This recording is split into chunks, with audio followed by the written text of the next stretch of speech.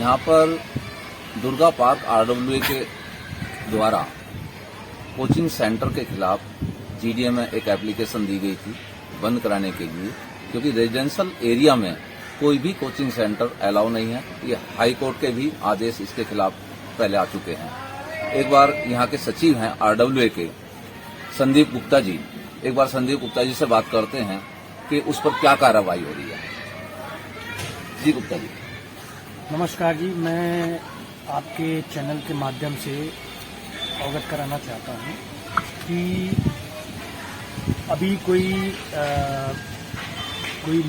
मुश्किल महीने 1.5 महीने पहले की बात है। यहाँ पे हमारे कॉलोनी में गेट नंबर 1 के पास एक कोचिंग इंस्टीट्यूट है, पायस एकेडमी, और उसके नीचे भी एक और संस्थान चल रहा है जो कि पूरी तरह से कमर्शियल एक्टिविटी में इन्वॉल्व है। मैं आपको ये जानकारी थोड़ा सा देना चाहता हूँ आपके चैनल के माध्यम से कि आरडब्ल्यूए ने ये कदम क्यों उठाया।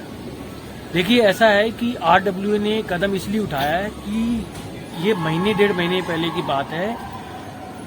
उस कोचिंग संस्थान में और उस जगह से पढ़ने वाले कुछ बच्चों में आपस में मारपीट हुई, एक दूसरे के ऊपर पथराव हुआ जो घरों में। और मैं आपको ये बताना चाहूंगा, मुझे कहते हुए बड़ा वो लग रहा है कि पथराव, वो मामला इतना बढ़ा कि एक दूसरे में पथराव और एक गैंगवार जैसी स्थिति पैदा हो घरों में। आप समझिए कि एक ऐसा रोड जो चलता है, लोग जनमानस वहां से निकल रहा है, इस कॉलोनी के रेजिडेंट्स आ जा रहे हैं और 2 ग्रुप आपस में, कोई मैं समझता हूँ कम से कम 40 से 50 लड़के रहे होंगे, आपस में लड़ गए, गैंगवार जैसी स्थिति होगी, एक दूसरे के ऊपर पथराव कर रहे हैं, गाली गलौज कर रहे हैं। क्या माहौल बना इस सोसाइटी में? हम कोई मलिन बस्ती में रह रहे हैं या हम सी ब्लॉक की कोई सोसाइटी में रह रहे हैं? अरे भाई, ये इतना गहरा और इतना बड़ा सवालिया निशान उठाता है और इसीलिए आरडब्ल्यू टीम को मजबूर होना पड़ा इस बात के लिए। नगर निगम में हमने, जीडीए में हमने इस बात के लिए शिकायत दर्ज कराई कि साहब हमें इन चीजों से बचाया जाए। अगर ये गैंगवार आज को सड़क पे हुई है, कल को किसी के घर पे होगी, कोई और स्थिति पैदा होगी, कौन इसकी जिम्मेदारी लेगा? शासन प्रशासन अगर इस बात के लिए कदम उठाते हैं तो उठाएं, लेकिन मुझे दुख के साथ ही कहना पड़ रहा है कि इसको करने के बावजूद भी हमारी अर्जी पे कोई सुनवाई नहीं हो रही है और इस पे कोई एक्शन नहीं है। ऐसा की जानकारी हुई है कि 2-3 दफा मतलब 2-3 नोटिस इनको जीडीए से आ चुके हैं। ठीक है जी।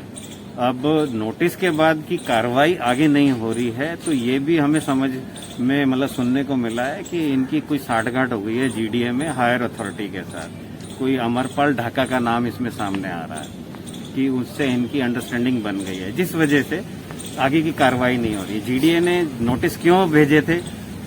अगर ये नोटिस भेजने लायक मुद्दा होता नहीं तो जीडीए कभी इस पर एक्शन नहीं लेती। इसका मतलब ये नोटिस भेजने लायक मुद्दा था।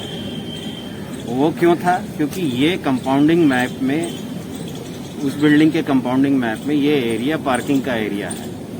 ठीक है जी। ये लीगली है ही नहीं। एक ऐसी व्यवस्था की गई है जिसमें सरकार को भी टैक्स का नुकसान हुआ है। ठीक है जी। और वहां के रेजिडेंट्स का भी हक मारा गया है। ये दोनों कार्य इलीगल हैं। कानूनी रूप से ये बिल्कुल गलत कर रहे हैं।